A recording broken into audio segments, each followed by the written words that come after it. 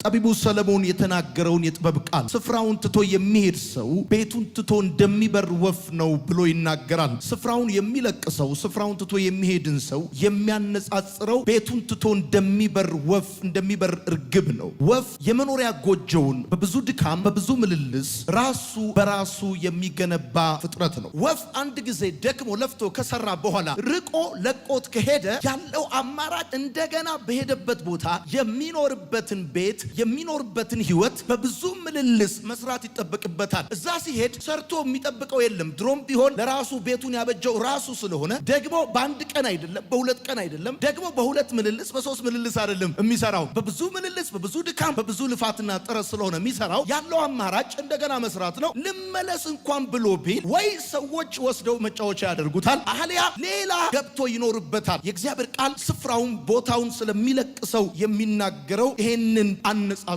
ነው። ሰዎች ለምንድን ነው ስፍራቸውን የሚለቁት ቦታቸውን የሚለቁት ለምንድን ነው ብላችሁ ከጠየቃችሁ በመነሻነት ሁለት መሰረታዊ ሐሳብ ልታገኙ ትችላላችሁ። የመጀመሪያው ያሉበት ሁኔታ ከአቅም በላይ ሲሆንባቸው፣ ያሉበት ሁኔታ ሲከብዳቸው፣ በጣም አስጨናቂና አስቸጋሪ ሁኔታው ሲገቡ ከዛ አስጨናቂና አስቸጋሪ ነገር ለመውጣት ወደ ሌላ ቦታ ወደ ሌላ ስፍራ ሌላ የመኖሪያ አካባቢ ሌላ የአገልግሎት አካባቢ ሌላ የሥራ አካባቢና ሁኔታ ይፈልጋሉ እና አንዱ ሰዎች ስፍራቸውን እንዲለቁ የሚያረጋቸው አንዱ ምክንያት እሱ ነው። ሁለተኛው ምክንያት ደግሞ የተሻለ አማራጭ ፍለጋ ሰዎች ስፍራቸውን ይለቃሉ። አሁን ካሉበት ይልቅ የተሻለ ገቢ ለማግኘት የተሻለ ስራ ለመስራት የተሻለ ኑሮ ለመኖር ይመቸኛል ይጠቅመኛል ብለው ወደሚሉት ወደዛ መጓዝ መሄድ ይፈልጋሉ። አንዳንድ ሰዎች ስፍራቸውን የሚለቁበት ምክንያት ለምን አልተከበርኩም የሚል ባሉበት ቦታ ተገቢው ክብር አልተሰጠኝም፣ ተገቢው ቦታ አልተሰጠኝም፣ ተገቢው ትኩረት አልተሰጠኝም የሚል ምክንያት ስፍራቸውን እንዲለቁ ያደርጋቸዋል። ወይ ደግሞ ሌሎቹ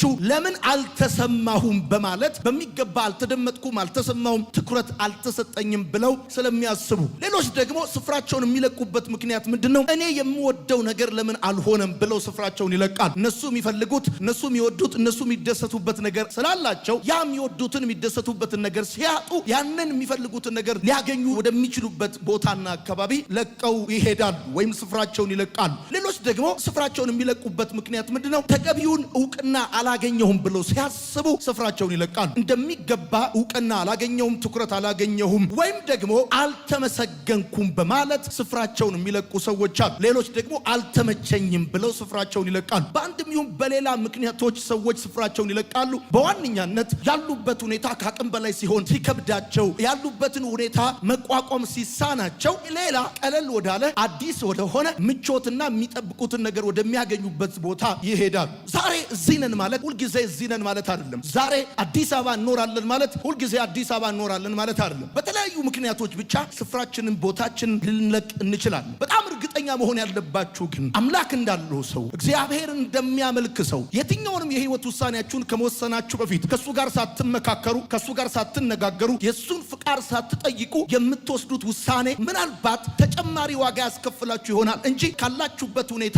ወደ ተሻለ ነገር ላይ ያመጣችሁ ይችላል። ሰዎች እዚህ አልተመቸንም ብለው አንድ ቦታ ላይ አንድ ስፍራ ላይ አንድ ህይወት ላይ አልተመቸንም ብለው ወደ ሌላ ህይወት ይገባሉ። ህይወት ትቀይራለህ፣ ሰፈር ትቀይራለህ፣ ስራ ትቀይራለህ ማለት ህይወት ይቀየራል ማለት አይደለም። በመሰረቱ አንተ በስፍራ ትሆናለህ ማለት ሞኝ ነህ ማለት አይደለም። አንተ በቦታ ነህ ማለት ሞኝ ነህ ማለት አይደለም። አንዳንድ ጊዜ በቦታችሁ እግዚአብሔር ባስቀመጣችሁ እግዚአብሔር ባየላችሁ ስፍራ ስትሆኑ ምናልባት እንደ ሞኝ ልትቆጠሩ ትችላላችሁ። በእርግጠኝነት ግን የምነግራችሁ ነገር ቢኖር ምንድነው? በፍጹም በስፍራችሁ ናችሁ ማለት ሞኝ ናችሁ ማለት አይደለም። የእግዚአብሔር ቃል የተፈጠርክበት ዓላማ እግዚአብሔር አንተን ያመጣበት እቅድና ፕሮግራም ለአንተ ትርጉም ከመስጠት ይልቅ በሁኔታዎች ዲፋይን ለመደረግ ፈቅደሃል ማለት ነው። በማጣት ዲፋይን ለመደረግ፣ ባለመሰማት ዲፋይን ለመደረግ፣ ባለመወደድ በህይወት በሚገጥም ተግዳሮት ዲፋይን ለመደረግ ፈቅደሃል ማለት ነው። የከበዳችሁ ነገር ያቃታችሁ ነገር በጣም ተግዳሮት በሆነባችሁ ነገር ምክንያት ስፍራችሁ ስትለቁ ያ ከባዱ ነገር እናንተን ዲፋይን እንዲያረጋችሁ ፈቀዳችሁ ማለት ነው። ለምሳሌ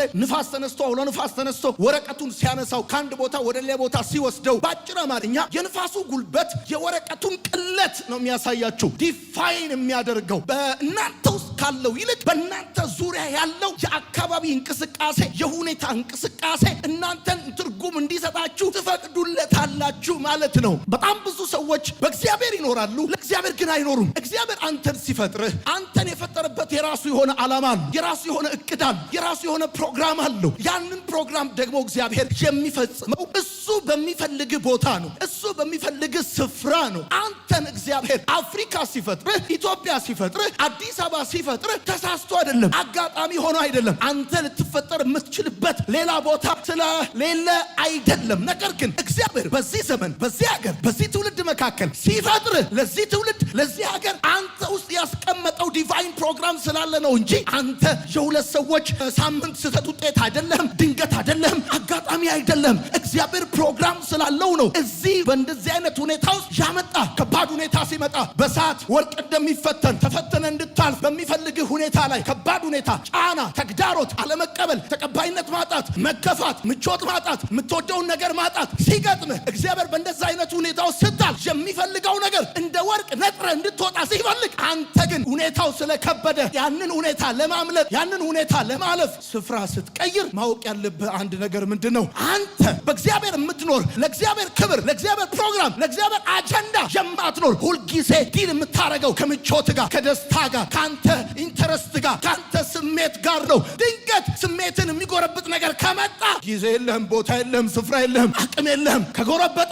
አትሰነበትም። እዛ ሰፈር ትንሽ ካልተመቸ እዛ ቦታ ላይ አትቆይም። ስለዚህ ምቾትን ፍለጋ፣ ደስታን ፍለጋ፣ ኮንፈርትን ፍለጋ ስፍራ ትለቃለህ። ሰዎች ስፍራ የሚለቁት ምቾታቸውን ፈልገው። ያለ እግዚአብሔር ፕሮግራምና ያለ እግዚአብሔር እቅድ ስፍራን ትለቃለህ ማለት እግዚአብሔር ካየልህ የህይወት መስመር ውጪ አንድ ስንዝር ወደ ሌላ ትራመዳለህ ማለት አትጠራጠር። የመለማመጃ የስዕል ደብተር ትሆናለህ። ያም ይሄም መጥቶ ይሞነጭርብሃል። ወንድ ይሁን ሴት ይሁን የማይታወቅ ስዕል በመለማመጃ የስዕል ደብተር እንደሚሳል ልክ እንደዛ መልክ የሌለው፣ ጾታ የሌለው፣ ከለር የሌለው፣ ራስ እግር የሌለው ህይወት መኖር ትጀምራለህ። የመለማመጃ የስዕል ደብተር ነው የምትሆነው። የመለማመጃ፣ የአገልግሎት መለማመጃ፣ የንግድ መለማመጃ፣ የፍቅር መለማመጃ፣ የትዳር መለማመጃ፣ የብዙ ነገር መለማመጃ ነው የምትሆነው። ምክንያቱም እግዚአብሔር ያየልህ፣ እግዚአብሔር ዲዛይን ያደረገልህ፣ እግዚአብሔር ፕሮፖዝ ያደረገልህ ነገር እያለ እግዚአብሔር ዲዛይን ካደረገልህ ስፍራና ሁኔታ ህይወት ውጪ ወክ ማድረግ ስትጀምር አትጠራጠር። ከቀበሌ ሚሊሻ እስከ ታጣቂ፣ ከታጣቂ እስከ ሊቀመንበር፣ ከሊቀመንበር እስከ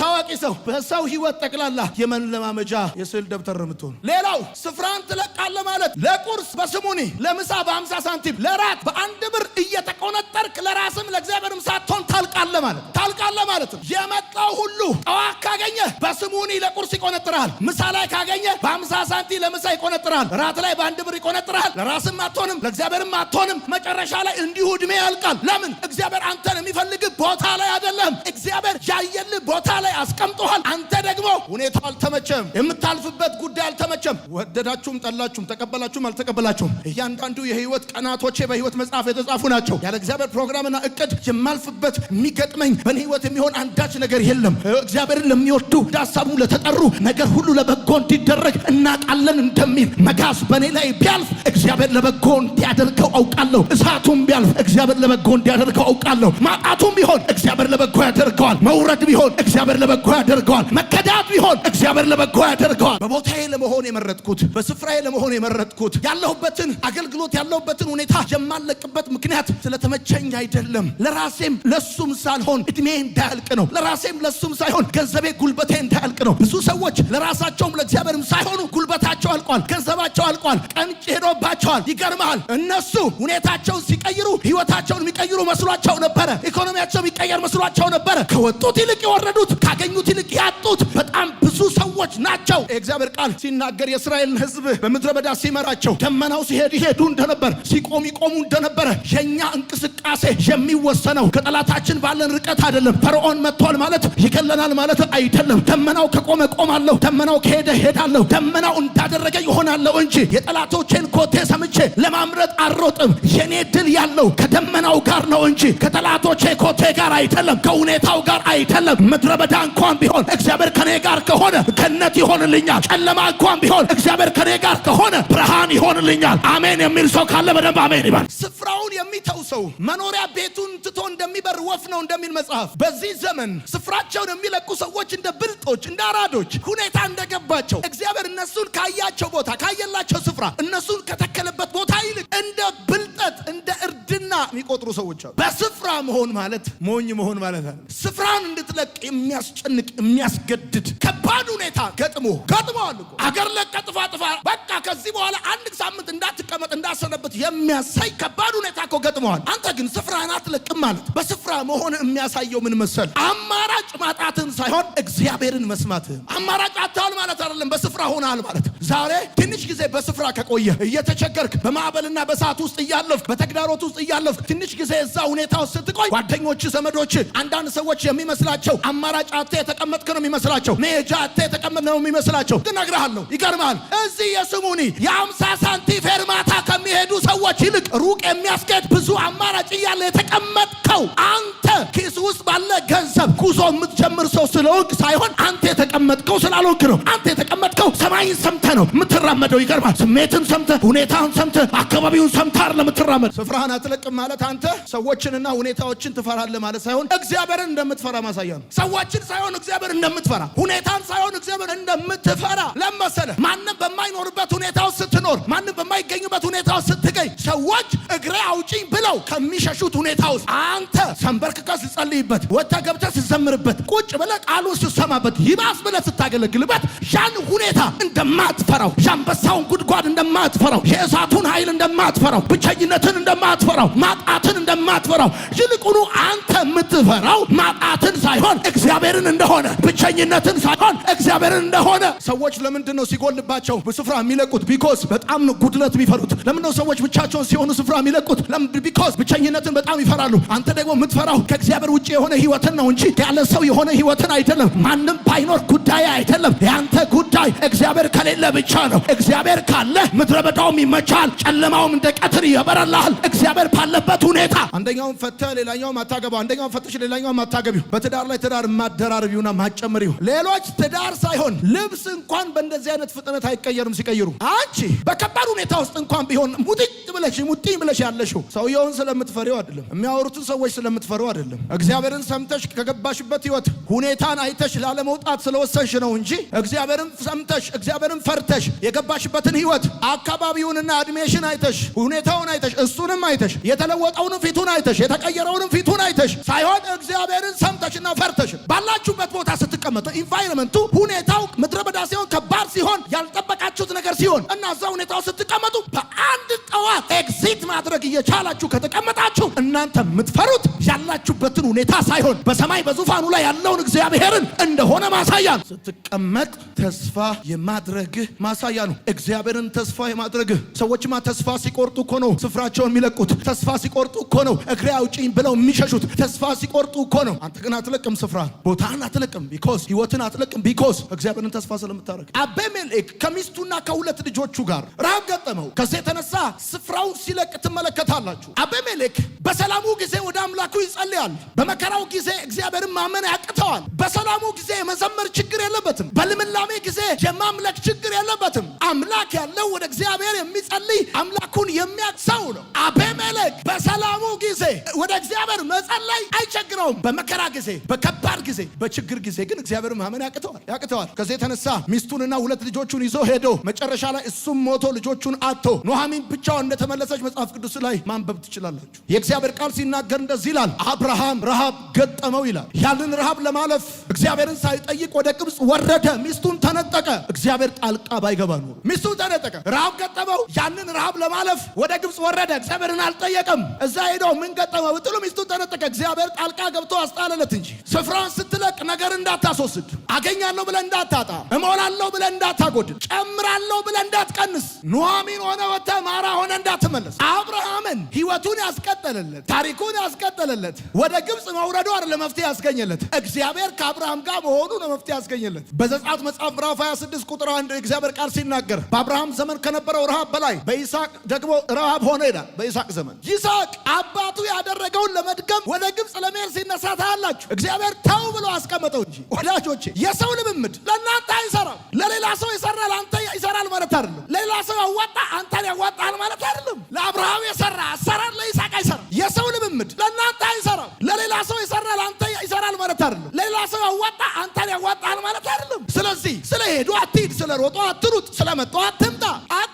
ስለበሉ እንዴት ትበላለህ? ስለለበሱ እንዴት ትለብሳለህ? ስለጠጡ እንዴት ትጠጣለህ? ትመጣል። ስለሄዱ ትሄዳል፣ ስለመጡ ትመጣል። ለነሱ የሰራ አሰራር ለአንተ አይሰራም። ኮንሲስተንሲ ያለው ሰው ነው ፍሩትፉል ሊሆን የሚችለው። እግዚአብሔር ካንተ ጋር ከሆነ አትጠራጠር፣ ሌላው በሚያጣበት ዘመን አንተ ታገኛለህ። እግዚአብሔር ካንተ ጋር ከሆነ ሌላው በሚከስርበት ዘመን አንተ ታተርፋለህ። እኔ በኢየሱስ ባንተ ህይወት ላይ ትንቢት ተናገርኩኝ። ዘንድሮ ትርፋማ የሚያደርግ መንፈስ ያገኛል። ዘንድሮ ልንገርህ፣ ለህይወትህ በሰጋበት ቦታ፣ ለመኖርህ በሰጋበት ቦታ እግዚአብሔር ብሌስ ያደርጋል። አሜን በል። ፕሮስፐር ታደርጋለህ። አሜን በል። ምንም በማይታይበት ቦታ እግዚአብሔርን ተደግፈ አየሩን አይደለም፣ ምድሪቷን አይደለም፣ ገንዘብን አይደለም፣ በኢየሱስ ፍሬያማ ትሆናለህ። እግዚአብሔር ለዚህ ወር ለዚህ ሳምንት ድምፅ አለው ላንተ። በህይወትህ በሰጋበት ቦታ በኢየሱስም ትበዛለህ። የሚታይ ነገር በሌለበት ቦታ 100 እጥፍ እንዳጨደ ይኸው እግዚአብሔር አምላክ ምን ይለኛል ዛሬ ብለህ ነው አይደል የመጣኸው? ምን ይለኛል እግዚአብሔር ብለህ ነው አይደል የመጣኸው? እነግርሃለሁ፣ እግዚአብሔር ምስክሬ ነው። እንደዚህ ይሆናል። በሰጋበት ቦታ እግዚአብሔር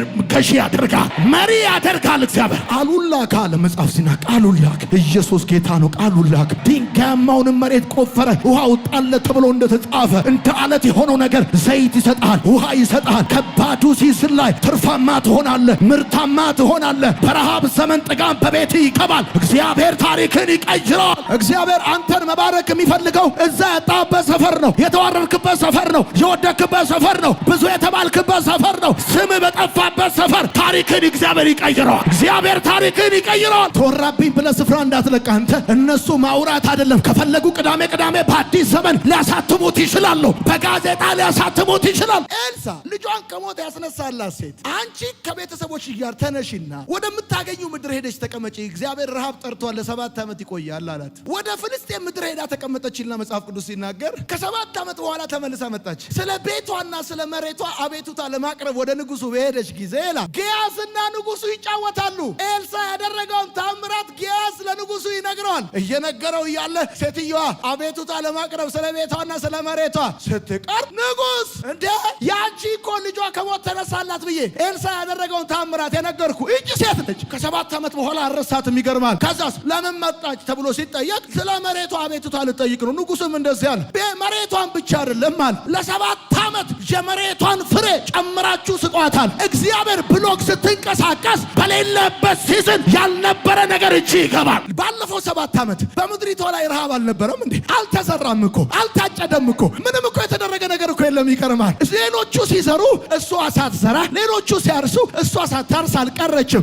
በሁሉም ነው ያልዘሩት፣ ሁሉም ነው ያላጨዱት። የእሷን ልዩ የሚያደርገው ባልታረሰበት ዘመን፣ ባልታጨደበት ዘመን የእሷን ልዩ የሚያደርገው ስትሄድ ምድረ በዳውን ፈርታ አይደለም የሄደችው፣ እግዚአብሔር ብሏት ነው የሄደችው። ረሃቡን ፈርታ አይደለም የሄደችው፣ እግዚአብሔርን ታዛ ነው የሄደችው። ዛሬ እነግርሃለሁ፣ እግዚአብሔርን ሰምተህ ተቀምጠሃል፣ እግዚአብሔር ደሞዝን ይከፍላል። መሄጃ አታር ለምዘ የመጣው መሄጃ አታር እግዚአብሔር ነው ጋር ዛሬ ድምጽ ያለው ላንተ፣ ቃል ያለው ላንተ፣ ቃል ያለው ቃል የመጣለት ሰው እርግጠኛ የሚሆን ሰው አለ። እንደዚህ ይልሃል፣ እነግርሃለሁ። ይኸውልህ ስማኝ፣ ተመልከት። እዚህ ቦታ ቁጭ በል ብሎ ቁጭ ብለህ እዛ ቦታ መሆን ስትችልና እዛ ቦታ ያለውን በረከት ለአንተ ማድረግ ስትችል ያ እዛ ጋ ያለው ነገር የሚያልፍ እንዳይመስል እግዚአብሔር ምስክሬ ነው። እዚህ ቦታ ተቀምጠህ እዛ ቦታ ሌሎቹ ያገኙትን አይደለም ሌሎቹ ባጡበት ሲዝን አንተ ታገኛለህ። ምን ይባላል? ብርቱ የህይወት አውሎ ንፋስ ባለ በሌለ ኃይሉ እየነፈሰብህ ይሆናል። ቢሆንም ስፍራን አትልቀቅ። ብርቱ የሆነ የህይወት አውሎ ንፋስ ባለ በሌለ ኃይሉ እየነፈሰብህ ነው። ቢሆንም ስፍራን አትልቀቅ። የበረታ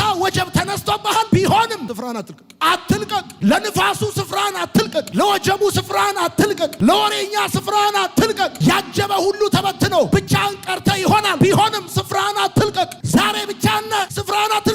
ሰማይ ነሐስ ምድር ብረት ሆኖብሃል። ቢሆንም ስፍራን አትልቀቅ። ለሌላው ሰው ይዘንባል፣ ለአንተ ግን አይዘንብም። ለሌላ ሰው ያካፋል፣ ለአንተ ግን አያካፋም። ቢሆንም ስፍራን አትልቀቅ። አትልቀቅ። የበይ ተመልካች ሆኛለሁ ብለህ ስፍራን አትልቀቅ። ምድር የድካምን ፍሬ ከልክላለች። ስፍራን አትልቀቅ። እግዚአብሔር መጽሐፍ ሊያደርግ ነው፣ ትምህርት ሊያደርግ ነው፣ ስብከት ሊያደርግ ነው፣ መልእክት ሊያደርግ ነው። እግዚአብሔር ፕሮግራም አለው። እየደገፉ ብቻ ሳይሆን እየተቃወሙ፣ እየደገፉ ብቻ ሳይሆን እያደናቀፉ እንደምታገለግል ፍጥረት ያይዘን እንዲህም እንደሚገለገል፣ እንዲህም እንደሚመለክ፣ እንዲህም እንደሚዘመርለት፣ እንዲህም እንደሚታጠንለት ለእግዚአብሔር ፍጥረት ያይዘን። እንደውም እነግርሃለሁ በሞትና በሕይወት መካከል ያለው ትርጉም ጠፍቶብሃል። ቢሆንም ስፍራ ስፍራን አትልቀቅ። አሁን አንዳንዶቻችሁ ሞቻለሁ ወይስ ቆሜያለሁ? በሞትና በሕይወት መካከል ያለው ትርጉም ራሱ እስኪጠፋባችሁ የደረሳችሁ ልዩነቱ። ቆይ ሞት ምንድነው? ሞት ምንድነው? ሕይወት ምንድነው? በሞትና በሕይወት መካከል ያለው ልዩነት ጠፍቶብሃል? ቢሆንም ስፍራን አትልቀቅ። እንደ ቆሻሻ ዕቃ ተቆጥረሃል። ደስ እንዲለው እንጂ በሰማይ ያለው አምላክ ደስ እንዲላቸው ብለህ በምድር ያሉ ምቀኞች